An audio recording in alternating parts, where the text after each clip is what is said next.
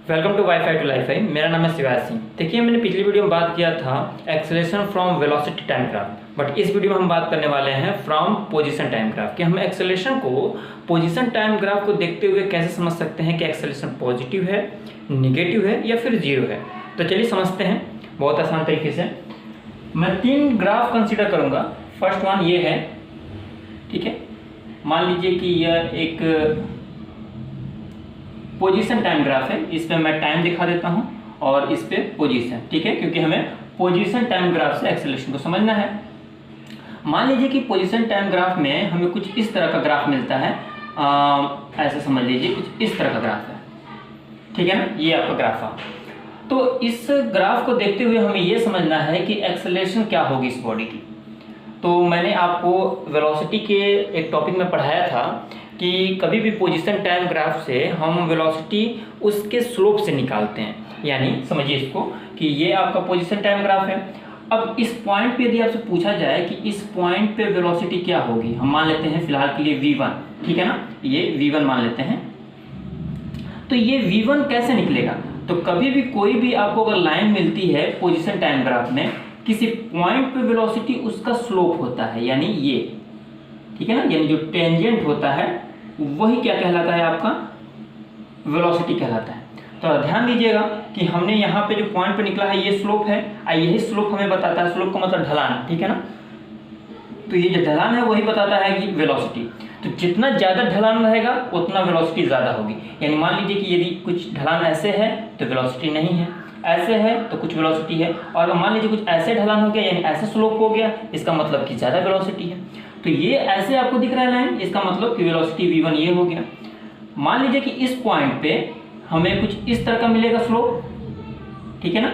यदि आपने उस वीडियो को नहीं देखा है वेलोसिटी और स्पीड वाला, तो आप देख लीजिएगा, मैं लिंक इसका डिस्क्रिप्शन में डाल दूंगा। तो इस पॉइंट पे जरा ध्यान दीजिएगा, कुछ ऐसे स्लोप बन रहा है और इस पॉइंट पे जो वेलोसिटी है उसे मान लेते हैं v2। तो जरा ध्यान दीजिएगा कि इसमें और इसमें किसमें ज़्यादा ढलान है।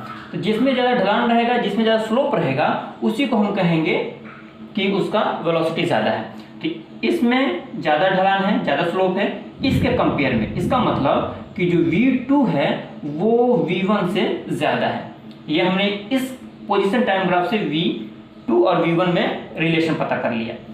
अब एक्सेलरेशन की डेफिनेशन क्या होती है? तो एक्सेलरेशन इज इक्वल टू होता है v2 minus v1 divided by t2 minus t1, ठीक है। अब इसमें वैल्यू पुट कर दीजिए। वैल्यू पुट करेंगे तो क्या होगा? वैल्यू पुट करेंगे तो हमें मिलेगा कि देखिए v2 जो है वो v1 से अधिक है, तो ये कभी भी वैल्यू आएगी तो पॉजिटिव वैल्यू आएगी, क्योंकि फाइनल माइनस इनिशियल, और यहाँ पे फाइनल क्या है, ग्रेटर है एज कंपेयर टू इनिशियल, तो ये हमें दे देगा पॉजिटिव वैल्यू। यानी हमारा एक्सेलरेशन जो होगा वो क्या होगा? पॉजिटिव। तो कभी भी पोजीशन टाइम ग्राफ में यदि कुछ इस तरह का ग्राफ आपको दिख रहा है, इस तरह का, तो आप कहेंगे कि वो एक्सेलरेशन जो होगा वो पॉजिटिव होगा। आई होप आप इस चीज़ को समझे होंगे। समझते हैं नेक्स्ट कंडीशन। मान लीजिए कि ये कुछ इस तरह का ग्राफ है, ये टाइम हो गया और ये हो गया आपका पोजीशन। अब देखिए, मान लीजिए कि ग्राफ कुछ इस तरह से बन जाए, ऐसे बन जाए, ठीक है ना। ये आपका ग्राफ है।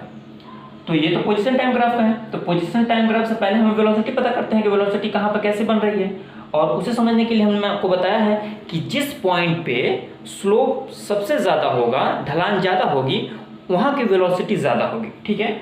हम 2 पॉइंट को कंसिडर करते हैं समझने के लिए। मान लीजिए इस पॉइंट पे, तो इस पॉइंट पे ये इसका स्लोप होगा, बहुत बढ़िया, ये स्लोप हो जाएगा आपका इस पॉइंट पे। और इस पॉइंट पे जरा ध्यान दीजिएगा, इस पॉइंट पर स्लोप कुछ ऐसे होगा स्लोप।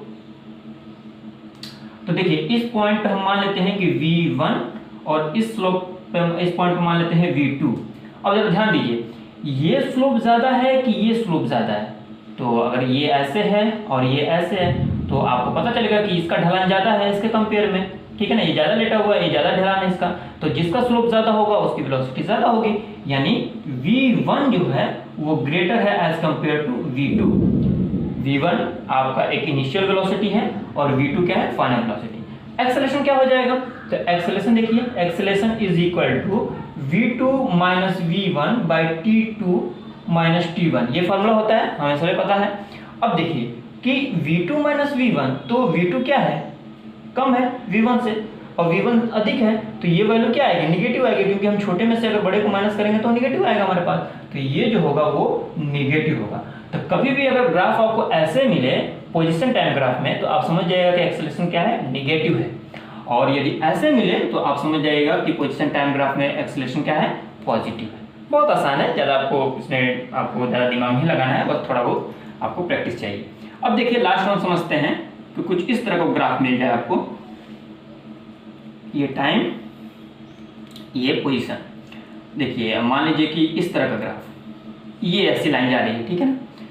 तो जरा ध्यान दीजिएगा कि इस पोजीशन टाइम ग्राफ में ये जो लाइन मिल रही है, मोशन, बॉडी का मोशन है, तो किसी भी पॉइंट पर देखेंगे तो हर जगह जो वेलोसिटी होगी वो सेम होगी। कहीं भी देख लीजिए आप, कहीं भी निकाल लीजिए, क्यों, क्योंकि हर जगह स्लोप तो एक ही बनेगा ना। आप स्लोप अगर बनाओगे तो इसी लाइन के ऊपर बन जाएगा आपका, क्योंकि यहाँ पर कोई कर्व नहीं बन रहा है, ठीक है ना।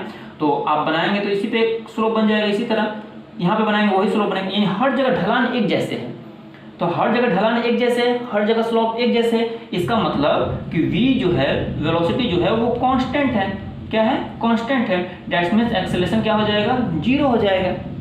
कि जब एक्सेलरेशन आपका, हमने पढ़ा है कि acceleration is equal to change in velocity with respect to time, यानी वेलोसिटी में बदलाव होना चाहिए, बट वेलोसिटी इसमें बदलाव हो नहीं रही है, क्योंकि हर जगह स्लोप एक जैसे है।